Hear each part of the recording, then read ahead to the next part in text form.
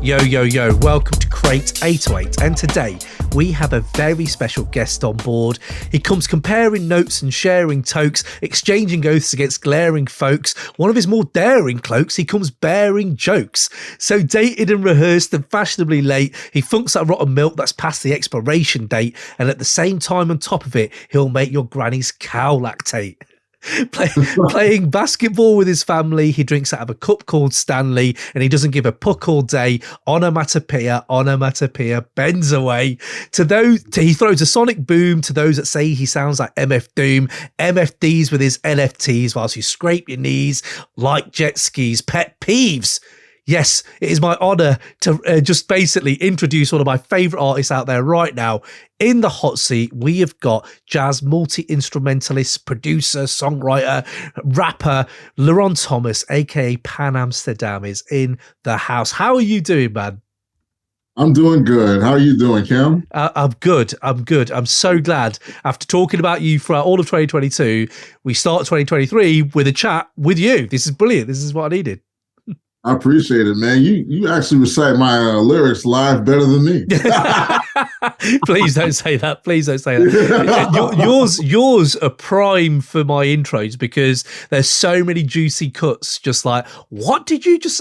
Very reminds me of when I first heard Kool Keith kind of situation where you're like, what is he saying? So yeah, no, I this is just me reflecting the love you've showed us, man, back to you. So absolutely, man. It's good to have you on. We're going to talk about your career, the album Eats from last year as well, which was one of my favorite. Please go check that episode out. We do review that album and just general stuff. But as it's your first time on the pod, man, I have to ask you what I ask everyone, which is what is the least hip hop thing you've done in the last 24 hours, mate? The least hip hop thing I've done in the last 24 hours. Oh, let's see here.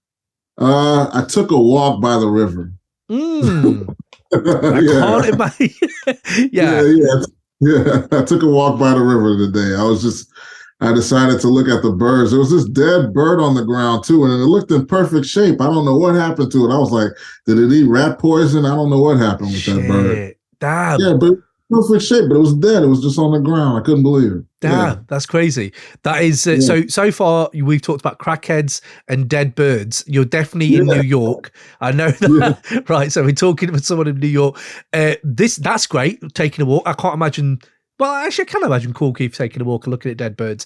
But yeah, that's neither here or there. It's interesting you brought up Kool Keith. I love Kool Keith. I mean, I think because, people liken me to Doom, but I hadn't really checked out Doom. I mean, I shouldn't say that, but it's true. I hadn't checked out Doom that much. I'm a jazz musician by trade. So, I actually took to Kool Keith when as far as what I kind of likened the style to and everything. Kool Keith, when I was back in the day, I was working in the neo soul circuit under the artist Bilal. And after that, I remember one time we were in a van and they were playing Kool Keith, and it seemed like he was just taking a dig at neo soul and everything, and was just listening to the way he slides in and out of references, really like just so effortlessly. And like, man, if I was ever an MC, I would like to learn how to do that, Yeah. And, yeah. So that's kind of where I kind of definitely get my stuff from that. And, because thank you for explaining that, because it did feel like that same energy when I first heard your music. I think first thing I heard was Carrot Cake. People, because Pan Amsterdam, I'm not sure how much it is on the radar of people. We do big it up on the show, but if you're tuning in for the first time, do go check this man's work out generally. But I remember Carrot Cake, and that was where I was like, what? This is, so that Kool Keith thing, I don't know, just that same energy, the same response, you would kind of push them same buttons, but saying that, you'd completely a singular artist, like very different to anything else on my rotation. And although that DNA is there here and there, you are very much your own artist. Now, that's what I really appreciate, man. But I suppose that just leads into what I was going to ask you basically about, like, because you are a jazz musician and very heralded one as well. Like, you've worked with so many big names. For me, I was thinking, why hip hop? So you have got like your jazz and you've worked with Iggy Pop, so you've got that realm, you've got all these musical realms, and I was wondering what it was about hip hop that you wanted to express through that you couldn't really find anywhere else, including jazz, if you know what I mean. Well, I guess it would start with my Dirty Draws project. I was when I was under LaRon Thomas, when I was under my real name, I had this series called the Dirty Draw series, and I had volume 1, 2, and 3 of that I've done.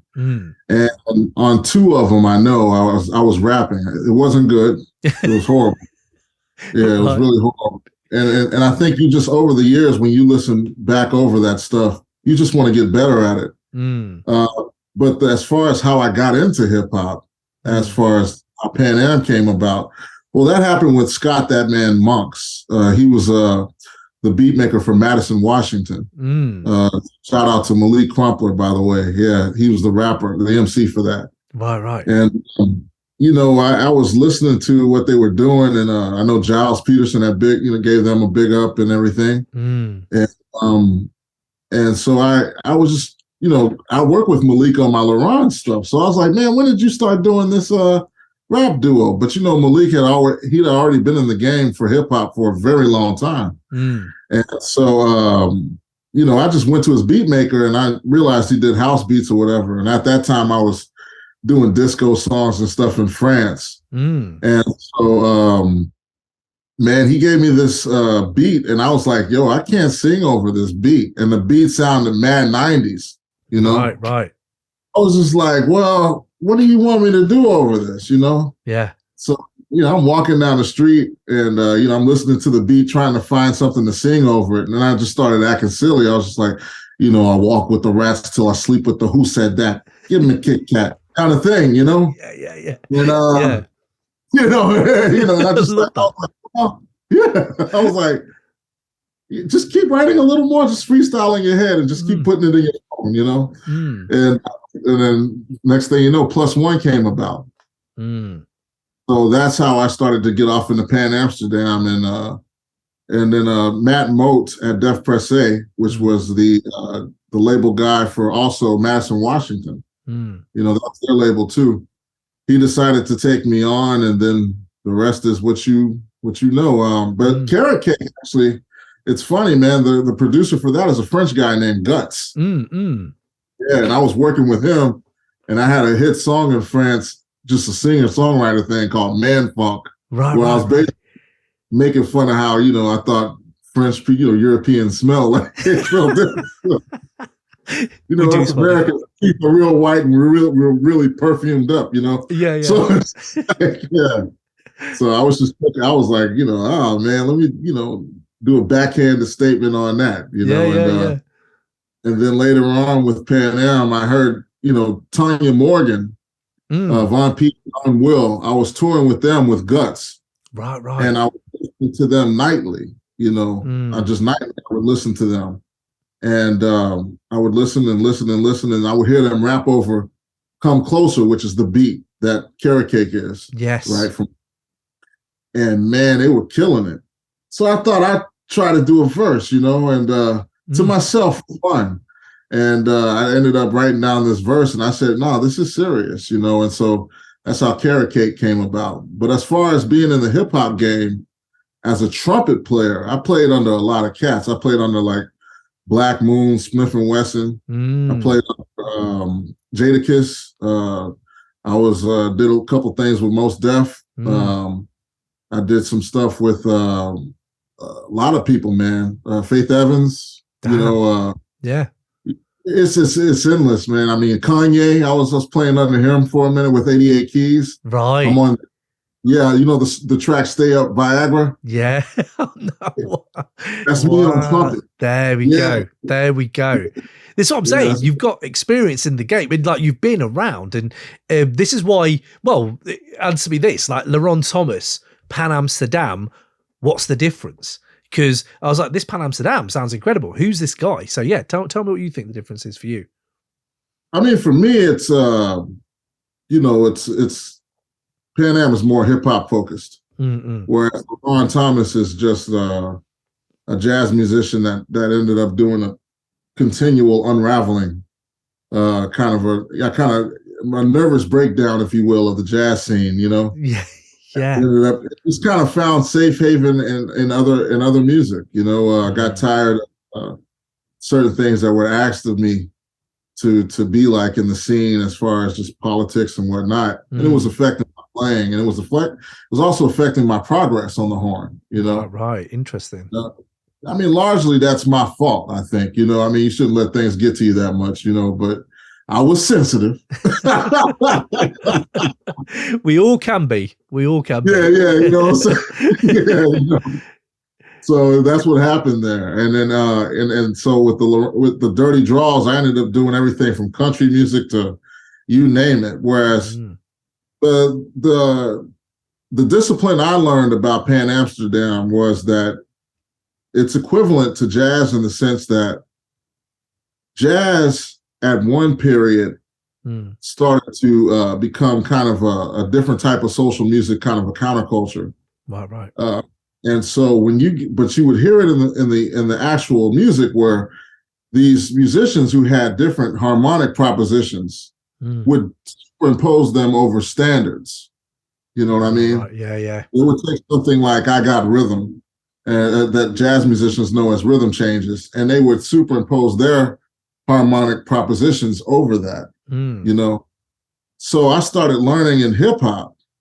What I saw is that the music had enough periods to it where, that you could take a period that you feel that, works for you. For me, it was more, that what was given to me was like some 90s stuff. Yeah. I was like, and you can actually flip your lyrical and cadence and idealistical propositions over that. Wow. Much like a jazz musician like Coltrane would play, let's say, over tune-up or something, which I guess later on became Lighthouse or something like that, Satellite or something. Yeah. I forget what I've been out of that was Countdown. Was it Countdown? I can't remember, man. It's so good. Now. Yeah. But yeah, I mean, I know, but I just don't feel like thinking about it right now. That's absolutely fine. Yeah. Yeah, but like, no, I mean, he imposed all of his harmonic propositions over these standards. So you can do that now with, let's say, a 90s vehicle of hip hop. Yeah. I love that. And that's what I understood of it all. Yeah. I feel you. So when we go back then, like when you first started, what made you go from, like we all love artists, watching artists and learning, watching, listening to them. What made you go from the sidelines to actually participating though? Was it a childhood thing? Was it because of your parents, or how did that all come about? Like from the sideline to going actually participating? You mean as a hip hop or just as a musician? Yeah, as a musician. Yeah. Well, I guess what happened was I started playing trumpet when I was like 12, the cornet. And, I got into a place where I was entering a lot of different awards. So I'm from Houston originally. So they had this thing called the Sammy Davis Jr. Awards. Right. And so what now is Destiny's Child, Beyonce. I was in the competitions with them. Also, Robert Glapser. I was in the competitions. Wow. Like we didn't actually compete. I think I won. He got Talent of the Year the next year. Right. I actually won Best Instrumentalist the year prior. Right. Okay. Yeah. Okay. So and we all went to this Performing Visual Arts High School, this magnet school. And so there was a lot of competition in that school. It was pretty much set up where you didn't get girls, you didn't get a girlfriend unless you could play changes.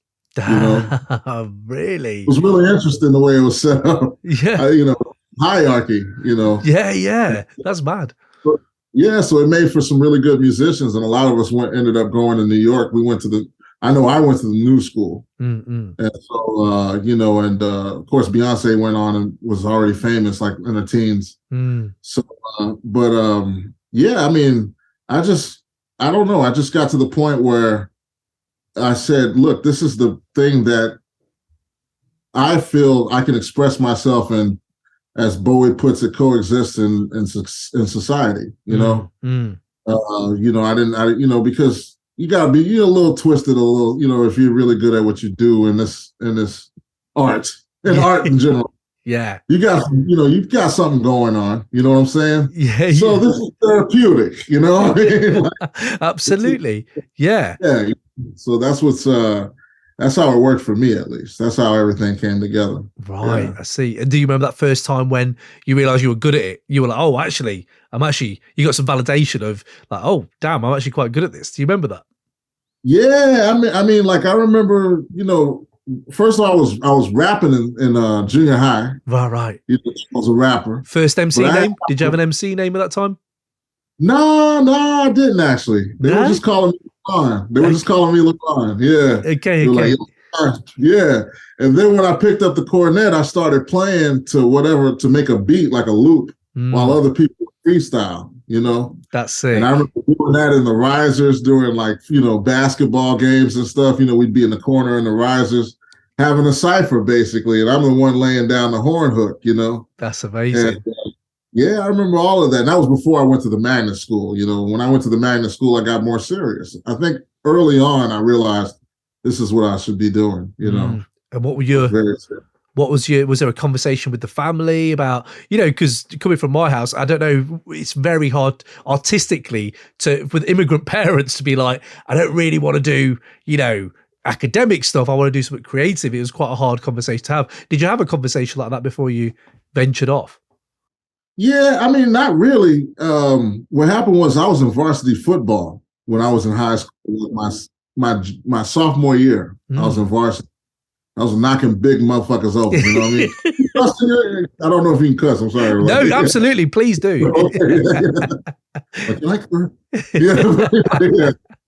But no, I was knocking some big dudes over and stuff like that, and I was pretty good at it. But I understood a lot of things. I understood the doctor bills that you got to deal with and stuff. And I was a lineman, you know, and I was just thinking about Seau and those cats, you know, and how they, you know, got out the game a little screwed up and things like that. For sure. All that stuff was in my mind, you know, and I had cousins that were really good at sports as well. And I was just kind of watching how some of them should have made pro, you know what I mean? And that didn't quite happen for them, you know? And so I just thought it was a lot on the line for me. So and there was politics going on with my coaches. You know, my coaches were some, you know, thoroughbred rednecks. You know, they're like, you know, Thomas, you know, you missed that block one more time. That's when I'm gonna get mad and start talking about your ancestors. You know, they'd say stuff like that. You know? Like they see a guy that was clearly Hindu and playing football, they come up to him like, Thomas. You know, I mean, it was just, you know, it was just out of control. I just didn't know if I wanted to be around that anymore. For sure, absolutely. Yeah. You know, and I love, you know, it was my zone high school called Langham Creek. Shout out to Langham Creek. Sorry, no, big up Low Creek. Yeah, you know, but yeah, nah. So I told my parents, well, you know, I'd already won the Samuel Davis Jr. Awards or whatever, and I just understood that there was a lot of holes in my playing as far as playing the music, you know, playing jazz. And so I understood I was more of a gospel player trying to play jazz. So I was playing in the church, you know, also. And I could captivate an audience. I knew how to do that at an early age, but I didn't know enough vocabulary and stuff like this. So my parents, they've always been supportive of anything that I wanted to try. I was blessed with that. I was blessed with some really cool parents when it came to that kind of stuff. And so, you know, so that's what I did. I went to HSPVA in my junior year, and I was very behind as far as my, you know, the peers. They knew all this stuff, you know, and I didn't know that much. And at the same time, I wanted the same respect that everybody else got. Yeah. Because you're a kid and stuff, and that stuff kind of carried over to me, you know, for me in college too. You know, I got to the place where kind of had a little chip on my shoulder, you know, and I'm not mad at it in hindsight. I think what it does is it forces you to dig deeper in yourself and find out what it is that actually makes you, you know, and concentrate on that. You know, don't just because you don't know, you know, every equation there is to play over a 2-5-1 or a 3-6-2-5-1 cadence doesn't mean that you're not a special person. You know what I mean? Yeah, no, of course. Yeah. You know what I'm saying? Figure out what that is. And so I ended up figuring that out. Or I'm still, you never arrive, but it's a constant quest. But I'm in that direction. I've been in that direction for years. So I love that. Yeah. Man. It's such an energizing place to be, when you're like in there. That sounds amazing. Absolutely. So, I mean, I need to talk to you then about Eat, because 2020, like, that album I've rinsed, absolutely. It's at the back there in the vinyl. Before I jump into Eat, I didn't even ask you, we talked about MC names. Why Pan Amsterdam? How did that land? Okay, so yeah, man. So I saw that Malik had the group Madison, Washington. Mm-hmm. So what I was thinking in my head was, because I was in competition with him, silently, Yeah. Sorry, Malik, I was, but man, I thought he was talking about New York because you have a Madison Avenue and a Washington Square, So I thought he was talking about New York. So there's an avenue right next to Broadway called Amsterdam, and it's a little more shadier that block than Broadway is, Mm-hmm. And so I was like, Pan Amsterdam, where later on I found out Madison, Washington was actually a runaway slave that it was hijacking a ship and floating it or navigating it somehow over past the slave states into the free states. No way. Yeah.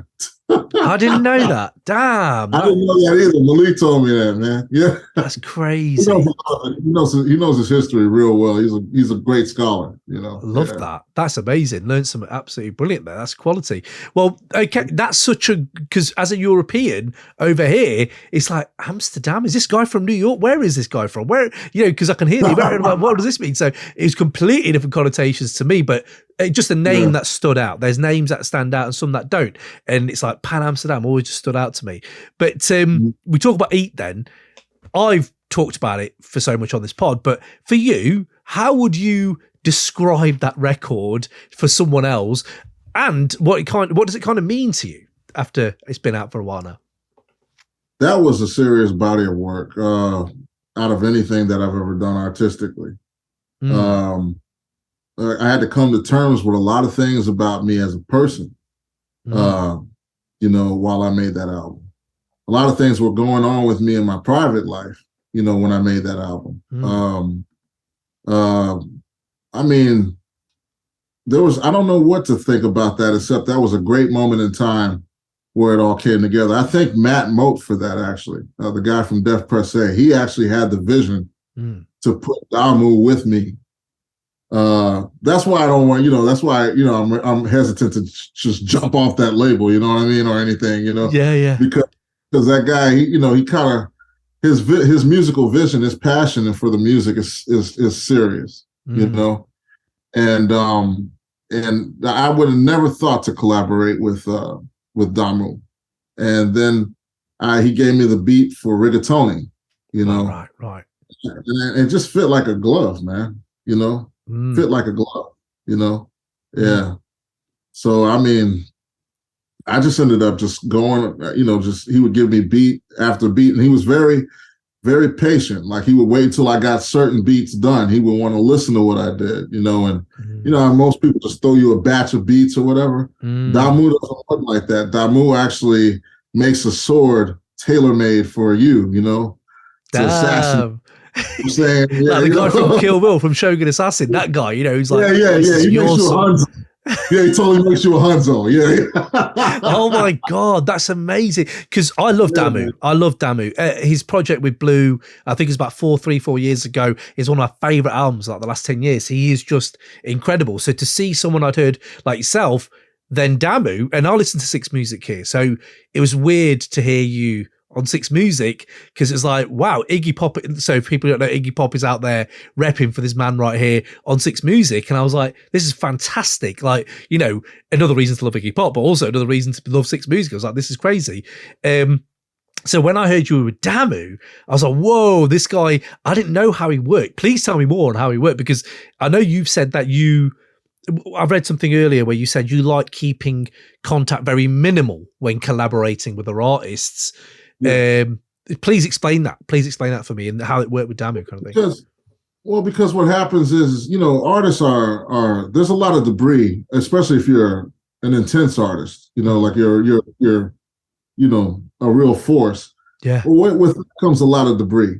You know what I mean? There's a lot of debris around an artist, and they could be going through something, and all of that kind of thing. And when you're trying to work, it's best to see that stuff at a glance, or you'll get sucked in the vacuum of that artist too much to the point where you don't know what makes you unique, and you lose your uniqueness, and you're just kind of in that world, and it's flat. It becomes flat. You don't want that to happen. Yeah. I mean, I kind of understood it. It's interesting. I learned that actually from studying Iggy.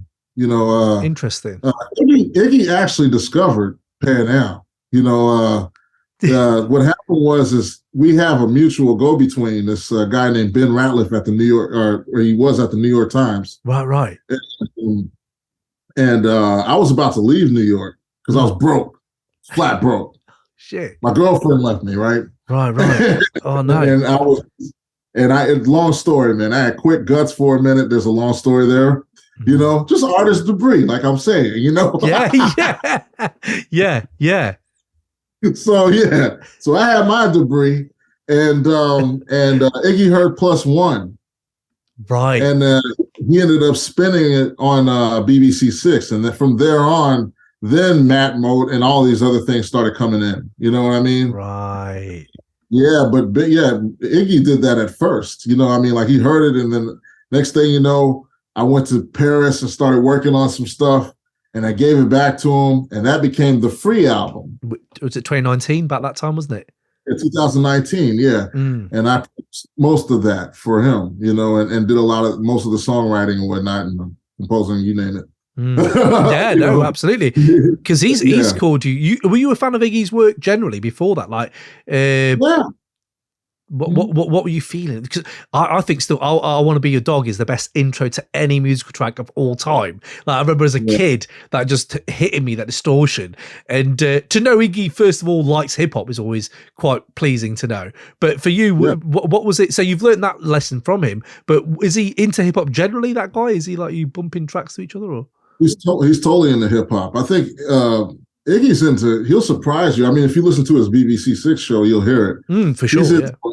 He's into a lot of different music. I think him and I understand that there's this God particle in every style, of music. And if you're really in tune with yourself, you can hear, from the listener to, you don't have to be an artist, you don't have to be an elitist to be able to hear these things. If you're really in tune with yourself, you can hear what makes a style of music work, you know, and why that's on the planet. You know what I mean? And so, he's good at that. He's really good at understanding that. And back to the artist thing, like I just watched him, because you told me what tangent I fell off at. I go off on tangents, man. I'm an improviser. I love a tangent. So no, but back to what you were saying about the whole thing. He talked, like I noticed that he wouldn't stay too long talking to me on the phone, or he wouldn't hang out with me too long. You know what I mean? We just kind of feel each other's energy out, and then let the music talk about what's going on. Love that. You know what I'm saying? Yeah. And that's kind of what I learned from him. Long story short. Love short that. Story long. Yeah, that's absolutely brilliant. Because I remember when Free came out, I didn't know, I just knew Iggy at that point. I didn't know much of your work at that point. And now I look back and I see stuff like you're hanging out with Henry Rollins and stuff. And like that must be kind of an interesting place to be, because Henry Rollins is another one where Black Flag, incredible, but you hear his taste now. And I know he's a real, what's the word for when someone's really feeling over audio? Like he loves his high fidelity, like audio, I've heard at home. Yeah, that's crazy. But how's he to hang around with Henry Rollins? Oh man, it was interesting. I mean, we were doing a tour in Australia, and he for Iggy, and we were playing at like Sydney Opera House and places like that. Amazing. And Henry just came around to, I guess, document it. you know, right, with the experience and things like that. And with him came a lot of stories and things like that. Yeah, that was really cool. That's you know? wicked. That is wicked. Yeah, that was really cool. That was really cool. And then like, cause the year before that, and it's just fun to be around those guys because I think a year before that I was dealing with, or a year after, was it a year after? It was a year after I was dealing with Open Mike Eagle. Yeah, wow, another amazing character. It's amazing. That was dope.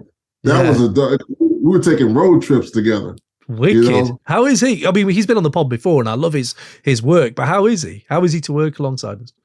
He's doing great, man. He's doing really good. You know, I mean, you know, I don't get to talk to him as much as I want to anymore. Hopefully, we can start hollering at each other a little more. I think him, he was busy. I know he had a comedy thing going on Comedy Central for a minute there. Yes, he did. Yeah. Yeah, he had a couple things. I think he talks about it in his album, you know, all the stuff he had going on. And, you know, and then this next album is dope as fuck. This new one? Jeez. Yo, man. Just from the album artwork, I was like, I know this is different. I know Mike always brings it anyway with the album artwork, but amazing. Yeah. On that though, seamless segue. Here we go. Seamless segue. Eat the artwork. I need to ask you about this because the artwork for it, what is that from? Where's that come from, the artwork? That's my paintings. Is it? Oh, right. So it is your painting. Because I heard this. Okay. Amazing. Yeah. Amazing. Any other artwork it's been on that we know of that might be out there? The Pocket Watch. That's my artwork. Hot Chew is my artwork. Love that.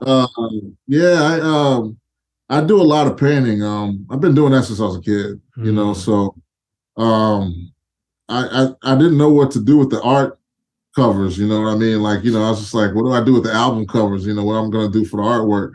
So I ended up just taking pictures of my, you know, paintings and putting them on the stuff, you know what I mean? And it's wicked. No, it's wicked. It stands out, man. It stands out. Absolutely. Very unique, very you, if you know what I mean? Like it's giving me that. I always like artwork that kind of extends the artistic, you know, album. You know, it's not just the music, it's also like an extension of it is the artwork, and most people do work like that in the underground hip-hop scene, I suppose, but a lot of people don't, I suppose, and it's just kind of mashed together sometimes. So no, I really appreciate anyone who puts that little detail in and makes it a bit themselves. But like that, you this is the thing about your music as well, because skits and ad-libs and stuff like that, as a 90s head, that's what I grew up with.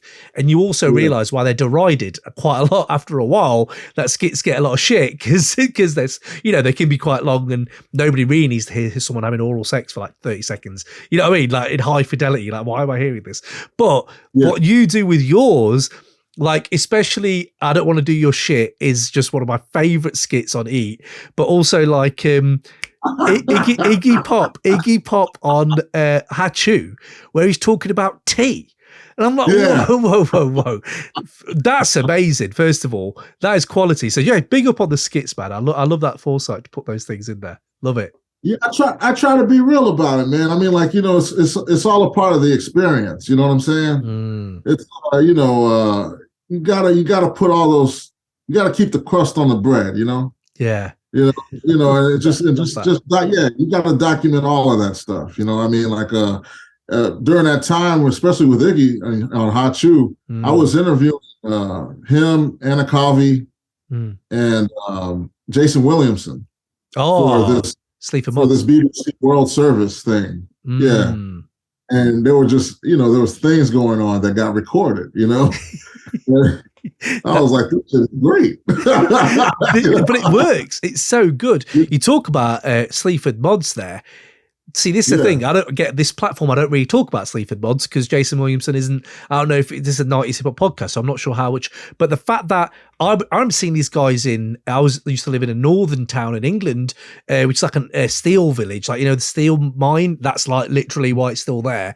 And Sleaford Mods would come through to this place called Scunthorpe in like northern England, and I'd be like, holy shit, I get to see Sleaford Mods down the road from me. I'd see Sleaford Mods, and then I hear them years later working in hip-hop with you, as well as like, you know, just branching out where they've gone as well. And I was just like, I love it when my worlds collide, like this real small English village like gig, and then I'm hearing Pan Amsterdam, and it's just this weird nexus of things happening. But yeah, man, tell me your relationship with those guys, with Jason. How is that? Well, it's great. It's great. I mean, I think with, you know, one thing we understand, I think, is kind of if you want to look at hip hop and punk, they kind of came off around the same time, on the same island. You know what I mean? Yeah. Like, it was off the island a little bit, if you want to consider the Bronx is off the island a little bit, but it's the same fucking island. Anyway, one was happening downtown and another one was happening uptown, and you got Fat Five Freddy and Blondie videos, you know what I mean, and Rapture, you got Bosky in Rapture, you know what I'm saying? That's what it was. Fat Five Freddy was supposed to be there, and he got Basquiat to go in, but she talks about Freddy. Yeah, that's amazing. So it's kind of a same. There's a chord there that kind of there's something there that connects the two, and I think we understand that without even saying that to each other. And so it's just kind of like, so I had him come in on my Hot Shoe album and do Hannibal Lecture, Yeah. And so, I mean, and a couple other, Hall & Oates we did also. That was amazing. Just the album, song title. The song title was brilliant. It's absolutely quality. But that's what, but the song titles generally, Duck Walk, when did you fall in love with duck? Because I know you like eating duck, right? Yeah, I do like eating duck, yeah. When did that kick in? Man, I think, when I was in Houston, when I was in Houston, I first of all, I was into martial arts real heavy as a kid. So like when I was in like second grade, I could tell you like shoguns and stuff. Like I could talk to like Japanese shoguns like Tokugawa Ieyasu or Toyotomi Hideyoshi. Wow. I could talk about these people, and the samurais, Miyamoto Musashi and all those guys, and so that kind of forced me in, because I got off in the sushi early, and my parents are soulful. They're like, "What the fuck are you doing?" They didn't say that. They were thinking that, But one thing my mom did was she made sure that I understood the cultures of things, because the neighborhood I was in was a real diverse neighborhood, So there were certain things that you don't want to offend anybody, So she made sure I read up on a lot of things, and that started to go off into foods. Interesting. You know what I mean? So I started eating different types of foods and stuff. And so the one thing I used to always see in the Chinese restaurants, you always see that duck roasting. But you don't ever see it in the buffet. You'll even see pizza, in America. I mean, especially in Texas. You'll see like pizza, fries, and some lo mein or whatever, but you don't ever see the duck. So I was like, man, give me that duck that y'all have roasting over there. Who eats that? Yeah, I want that. You know what I'm saying? Yeah, that's how I got duck. Oh, fantastic. Because duck walk, this is the thing, it just gives you a bit of an idea on who you are. It rounds it off, like rigatoni. Oh, maybe he likes rigatoni. H-bar, that's another, these songs, I don't know, they're kind of stuck in my head. I've been playing them all year. So just getting a bit of idea on just the names and the, the making of it, you and Damu, the way you went on. Any future collaborations with Damu maybe coming up, or? I hope so. Very much so. As a matter of fact, the whole thing with H-bar is really interesting. You brought that up. I mean, I started dealing with NFTs early, and I haven't really put any out. I was trying to research it, and I finally got the drop on this new NFT site that's about to launch. It's in here because I'm gonna put my album out on this. Okay. Okay. Yeah, I'm gonna put it out as a digital collectible, and the name of the site is called Go Music. Right. And it goes live in March. And I really believe in this platform, man. I think it's going to be a game changer for a lot of musicians. Wicked. And that's really important, because you got all the, nobody really knew how to deal with the streaming issues and whatnot. And you see Spotify like, okay, we'll give you 1/3 of a cent. Okay. Yeah. It's just like, okay, motherfuckers. Yeah, that's why everyone should be on Bandcamp Friday, man. Bandcamp Friday, that kind of thing. I like the fact that, the underground hip-hop world, the hip-hop communities I've been in, they're very much about that, yourself. There's so many good independent artists that, I've talked about this before, but I don't know how you feel and what you're listening to at the moment in your rotation, but I think just right now, there's an incredible spectrum of talent in hip hop that kind of covers everything, and it really reminds me. I'm not saying it's the same before people start coming at me from my head. I'm not saying it's the same as 90s. I'm saying it has that same feeling as the 90s when I could go Buster, and if I don't want Buster, I got Guru. If I want to go a bit weird, I got Dr. Octagon, and that kind of thing. And I just love that here. And you fully fit in that kind of universe of, you got Billy Woods here, you got Run the Jewels here, you got Pan Amsterdam here. So no, I just wondered if there was anything more coming. And that sounds really promising. That sounds really, really promising, man.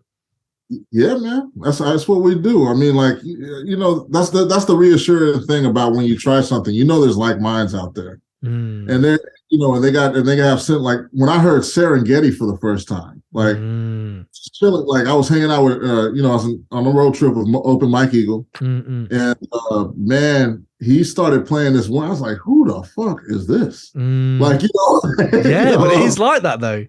Yeah, you know what I'm saying. I'm like, man, that's something I would want to come up with. Like, everything he was just hitting on. I mean, just consistent. Yeah, it was just so. I mean, he was just hitting that dome. I was like, yo, man, you are definitely inspiring me right now. You know what I mean? Yeah. Oh, anyone else in the world at the moment that's inspiring you, pushing you? If I think offhand, I don't know, man. I would have to think on that. I mean, like, I especially like, okay, it's not always just rappers or anything. Like, no, for sure. Like I was checking out Atlanta, the series. Oh man, so good. Man, that's genius. So good. I'm so glad he cut it where he cut it. So you finished it. You finished the whole. I watched the whole thing. Right. Spoiler alert for anyone who hasn't watched it. That finale, bro. That finale. Yeah. Man, it hit me just like, where's Thick Judge Judy? Is there Thick Judge? What's happening? Like, it's fantastic. Yeah, man. Oh, yeah. So I love the fact that that's because I suppose I see that. I see my connections can be made from Eat and Duck Walk and stuff like that to Atlanta. It has a very, I don't know the words for it. I haven't got the vocabulary to express this, but I feel that. I absolutely do. And you know what I loved about Atlanta as well? That last episode, like Lakeith Stanfield, like throughout the whole series, he's amazing.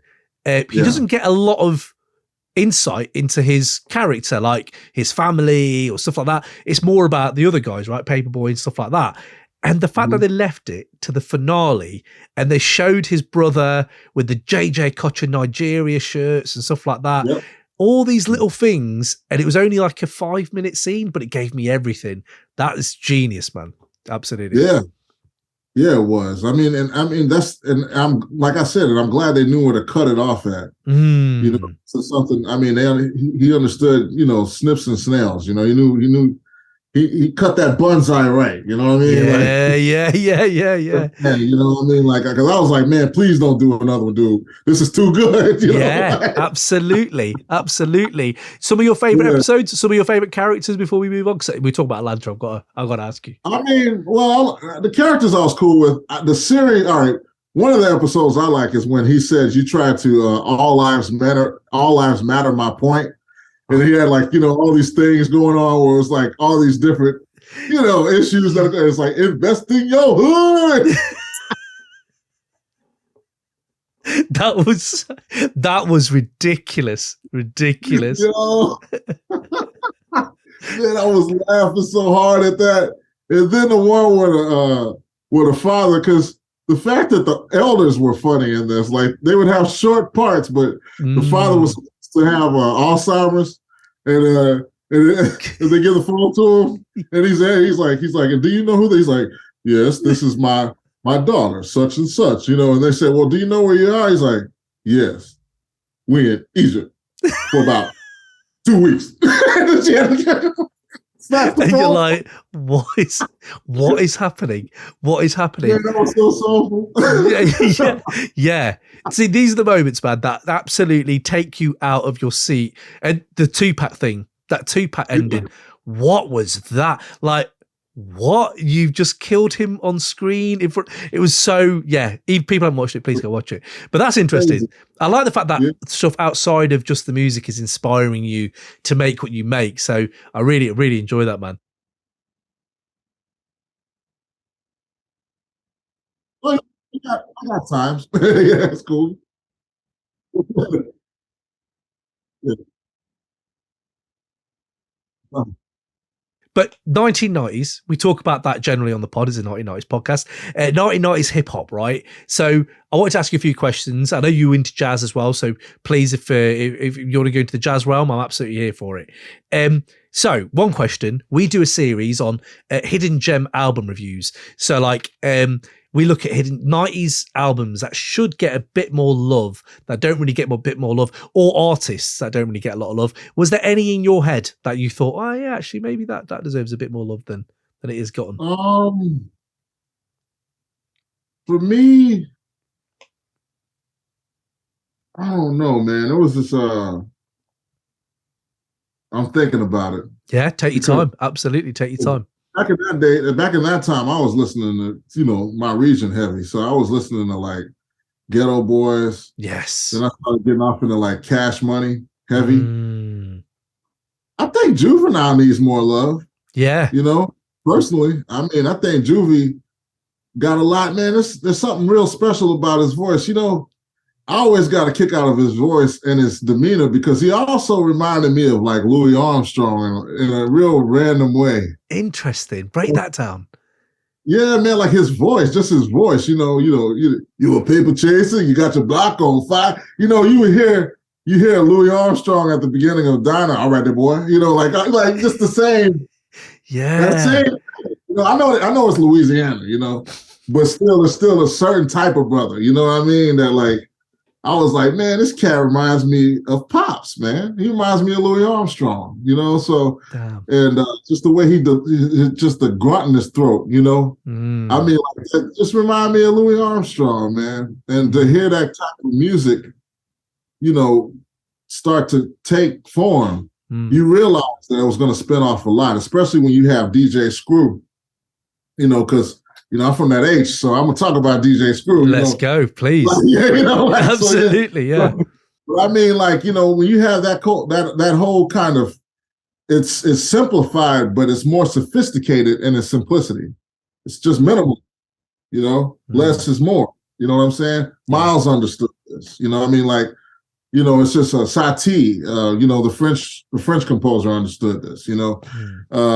You can go on and on about this understanding of less is more, and I like musicians that do that. I'm not always great at it myself, you know what I mean? But I like it when I see some people being that real hip, with that whole thing. Then it spun off trap and whatnot, all this kind of stuff, And when I listen to like Juvie, I'm like, man, what would he do now? You know what I'm saying? I know he's still doing stuff, but they need to give him a little more.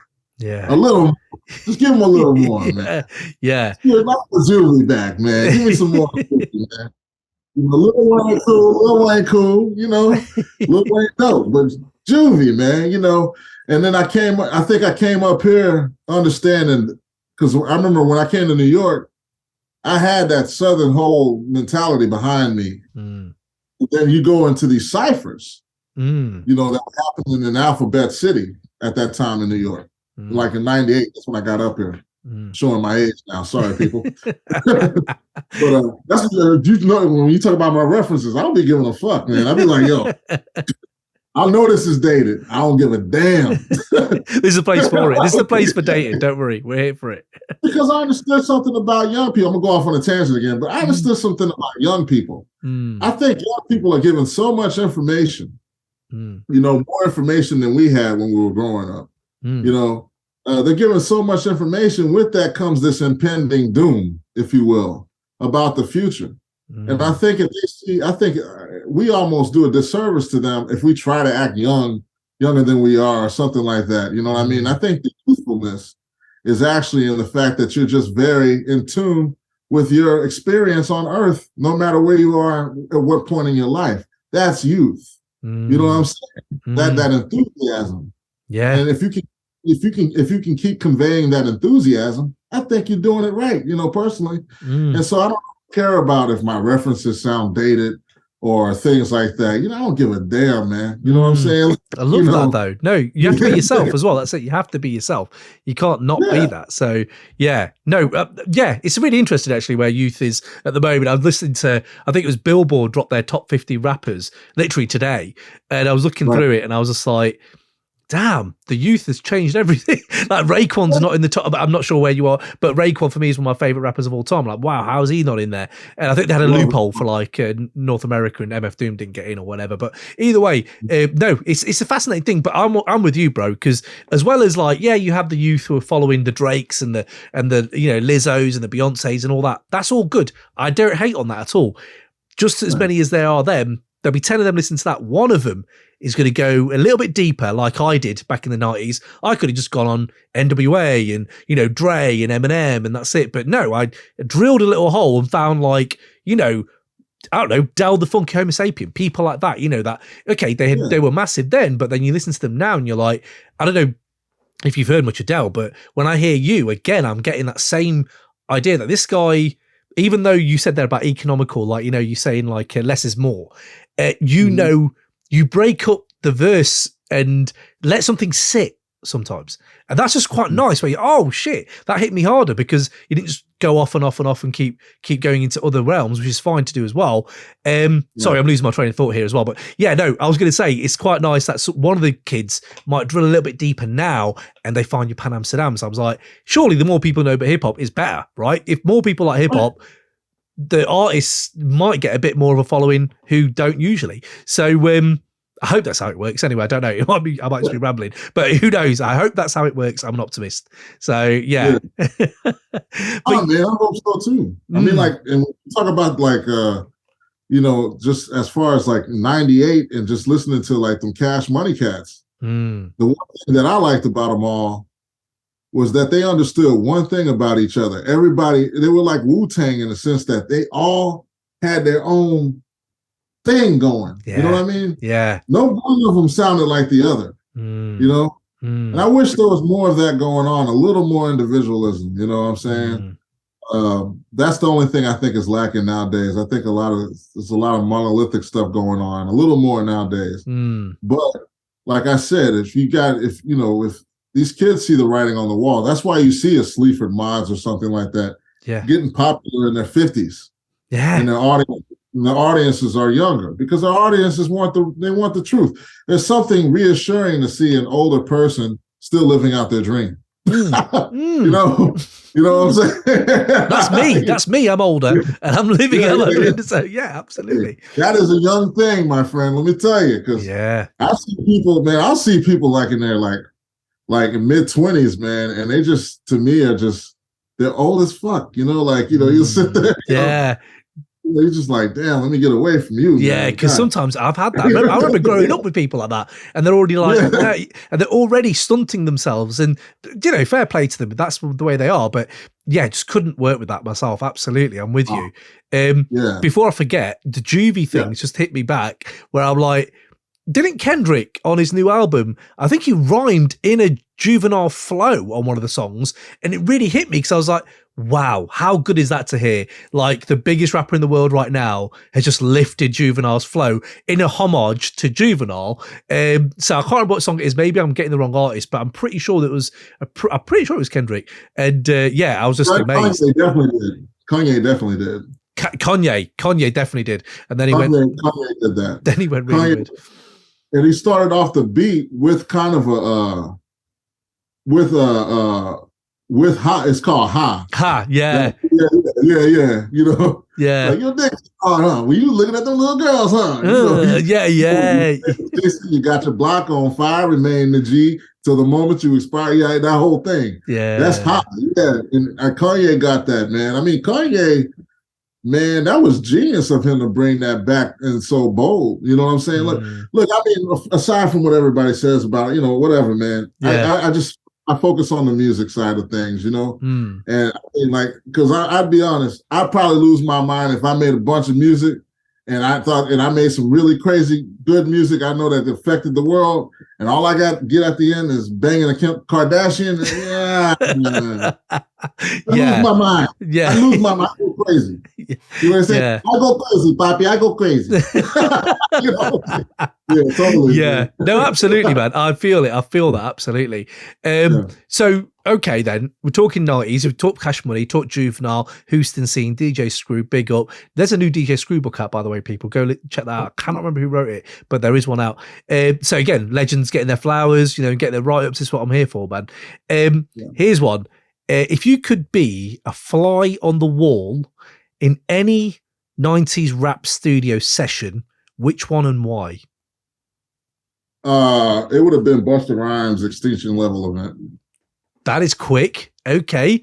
Yeah. Was that in the 90s though? I think I'll call it 90s. It's Busta, in it. It's Busta. I think it is though. 99 maybe. Maybe 2001 is a stretch, but okay. ELE. No, I'll take it though. What is it about ELE that gets you?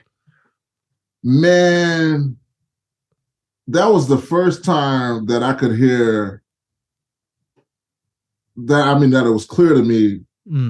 I was checking out Branford Marsalis and Kenny Kirkland and all those guys, and they were playing a certain way, and man, to listen to this guy rap with that same kind of cadence, that messed me up.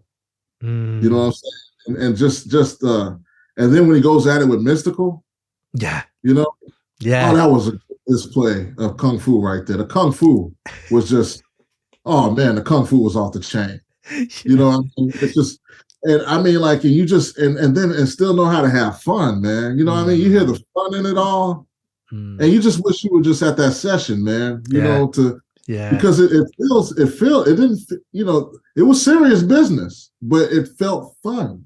Yeah, it felt very fun, man. It didn't feel like they were trying to make it fun either. They just naturally, everybody doing their thing. I've been in studio sessions where everybody looking at each other like, "Ooh, that's fire! Ooh, that's hot!" And their heads damn near cracking like this. You know what I'm saying? Looking at each other. And meanwhile, I listen to this shit later on. I'm like, man, that shit was whack as fuck, man.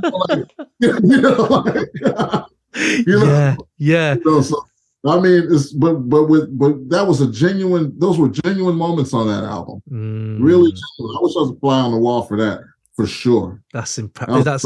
That's a really good shout, man. I need to go back and check that again because I haven't heard it in so long. But you're right about the fun aspect, man. I think that's what got me into the hip hop thing anyway, generally, because it is kids, incredibly talented kids. And a lot of it sounds like they're just doing it for themselves. Like, I don't know if you know much about AG and Showbiz and the DITC crew and Gangstar being part of that, but I listened to them last year and I was like, the best thing about this is, although I'm over here, my neck is breaking, they're doing it just for themselves. They're doing it because they love to do it. And I always loved that about hip hop. And if you watch the old documentaries now and the 80s and how it just kind of really made it that, which was just, we've got nowhere else. We've got nothing else to do. This is what we can do and reform our surroundings. Literally, like, was it Grandmaster Flash who said, if I didn't live in a council, like what council estate, but projects there where all walls are, people that live up below me and side by side, I'd have had a drum set and I'd have played the drums and I'd have tried to be like Led Zeppelin, but I didn't. And could only do my decks. And that's how hip hop kind of formed for him. That's amazing to me. Like, you've transformed your environment to kind of make this incredible art form. But sorry, again, tangents, but yeah. Well, no, that's a good tangent to go off on. I mean, because I was actually talking about this to somebody earlier. Like, what happened was they took the instruments out of the black schools. Yeah, that's it. So, and when that happened, they left everybody with two turntables and a microphone. I've said this a few times, and I think I said this in another interview, but it's something that I don't get tired of saying, because I think people need to understand that just because it's a clear example of just because people don't have, the stuff doesn't mean that the dexterity isn't there. The dexterity and all that stuff is still there, just because they don't have all the instruments or whatnot. You know what I mean? And I think that's why this music affected the world. I think I hear hip hop in just about everything I listen to, even Jordanian music now. I can hear hip hop. Wow. You know what I'm saying? Like, and you understand why. You know what I mean? You see a people persevere no matter what obstacles was thrown at them. You know what I'm saying? Yeah, that's what it is. Man, no, absolutely no. But again, I love going this deep sometimes because it is easy to forget. And like just bombing alone, just like going on trains and bombing them and putting your art around the city. Like that little thing for me is like, it is the music, but the thing about hip hop is it's just young people being creative. It's not just the music, it's the dancing, it's everything about it. And do you know what? If you'd have said to me, and I always say this, is that Biggie lyric, I never thought that hip hop would take it this far. If you could have said to me, when you're in your 40s, Cam, no one's gonna like hip hop's gonna be the biggest thing. It's gonna be bigger than rock. I don't know if you remember that day, but my God, back in when I was 13, to imagine anything bigger than rock would have been like, no. Bigger than Queen, no. Bigger than Beatles, no way. Bigger than Iggy Pop, no way. Bang, and we're here doing it. It's fantastic. We are here. Yeah, we are here. Yeah, man. Yeah. I mean, and that's what it is. Absolutely love that, man. Look at this, I love it. So last few that I've got for you. One more. I don't know if you saw the Beatles documentary that Peter Jackson did. It's like 8 hours long. It's like a really, I loved it because I love the Beatles, but it's like 8 hours long, right? If you could get an 8-hour documentary about an album or an era in hip hop or an artist in a certain time frame, who would it be? And what would it be? What would it be? Whodini, man. Oh. Fucking love Whodini. 8 hours. Yes. You know, because I want to understand, like they were the one group that you don't really hear them sampling. They worked with that guy, what was his name?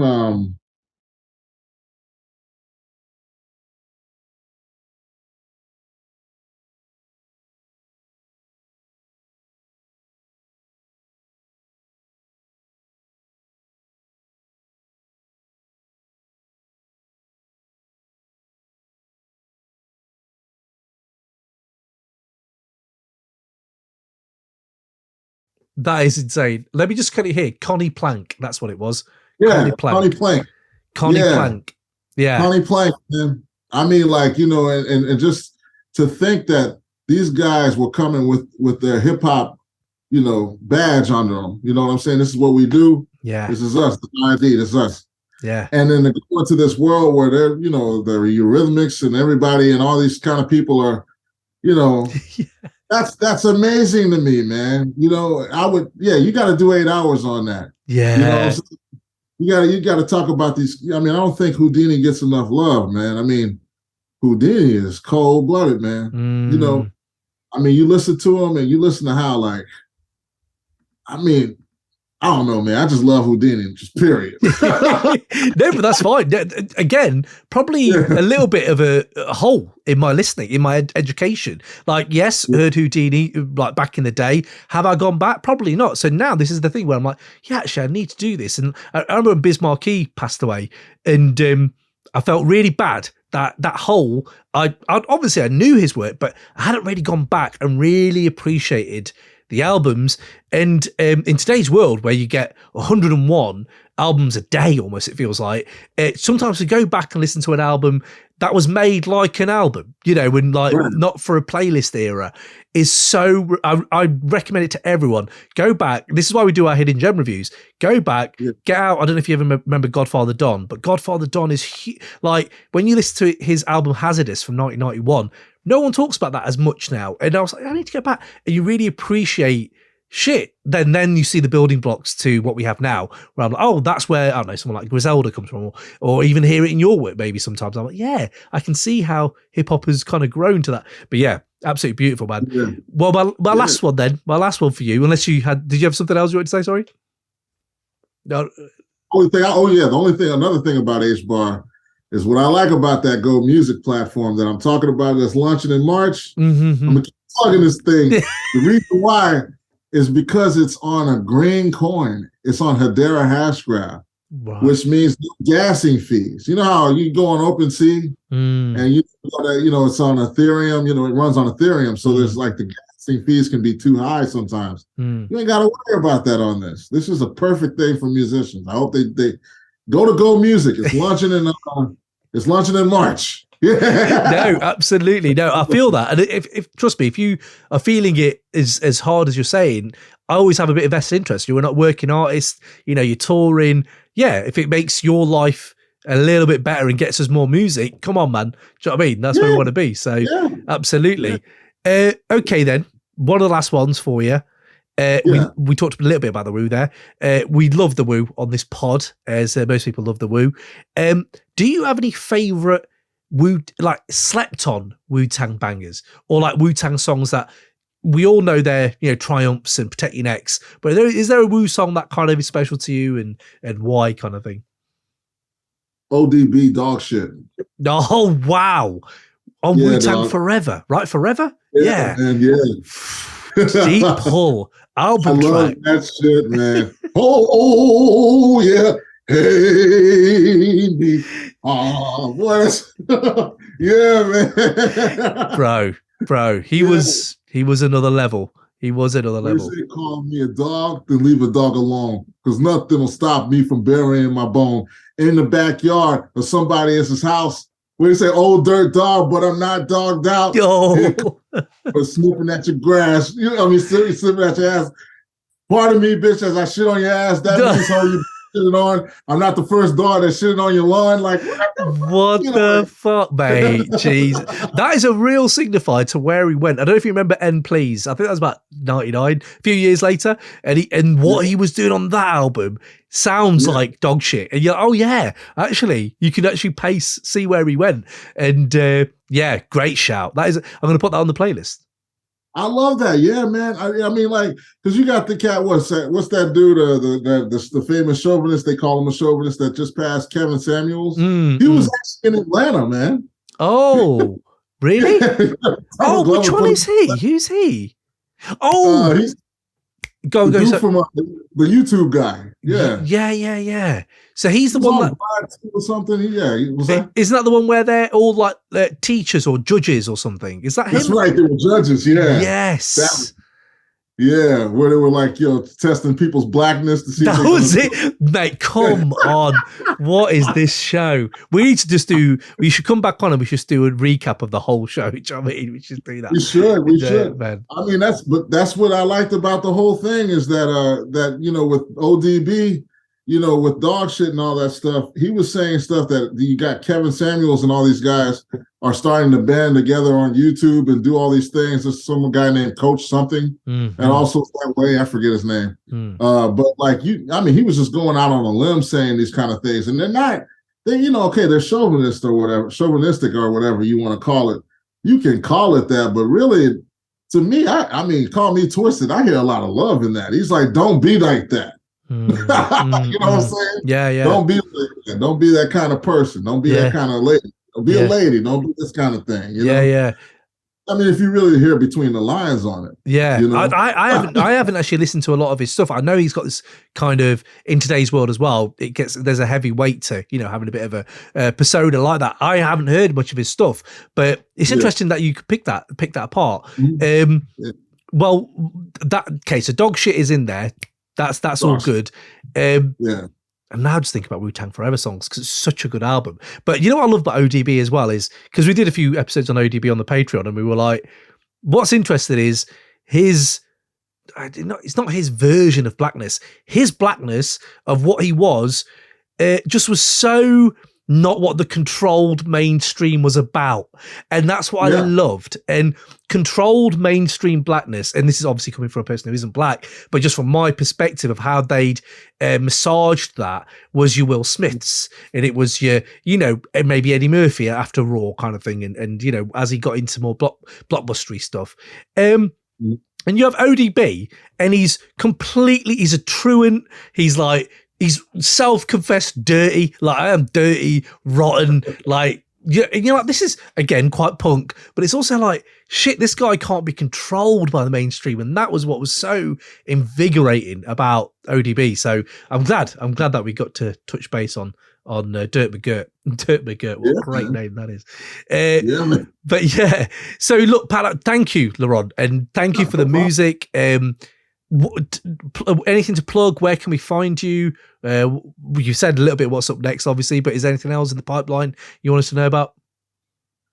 Just mainly, just look out for the album. It's going to be called Pan Fried, you know. Love it. And yeah, it's going to be a whole bunch of stuff. I'm actually trying to sample my own stuff as Laurent from back in the day and do Pan Am over it.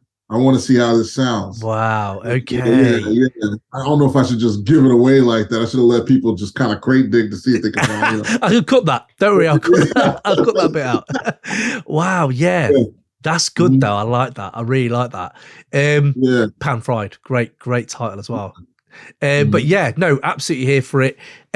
Doors are always open, my friend, to come back on anytime. Just leaves me with the last question I ask everyone when they're on the pod. Pan Amsterdam, what is the last great piece of music you've heard? Could be old, could be new, just the last great piece you heard. Art Tatum, Willow Weep for Me. I've been listening to that, the solo piano version. Interesting. I don't know much about this artist. I don't know. This is intriguing to me. Okay. Yeah. New song? This is old stuff, but I've been listening to it, and it's just, I didn't understand how modern that man really was, you know? It just shows you that, like I said, youthfulness is it's just enthusiasm at its best. That's what youthfulness is. It's not an age, it's not an era, you know? Yeah, it's enthusiasm at its best. Love that. You know? Love that, man. Well, look, you take it easy, man. Thank you so much for that last little gem. I'm sure we'll dig into that as well. And big yourself up. Thank you for the music, and just keep pushing, my man. Just keep pushing. Yeah.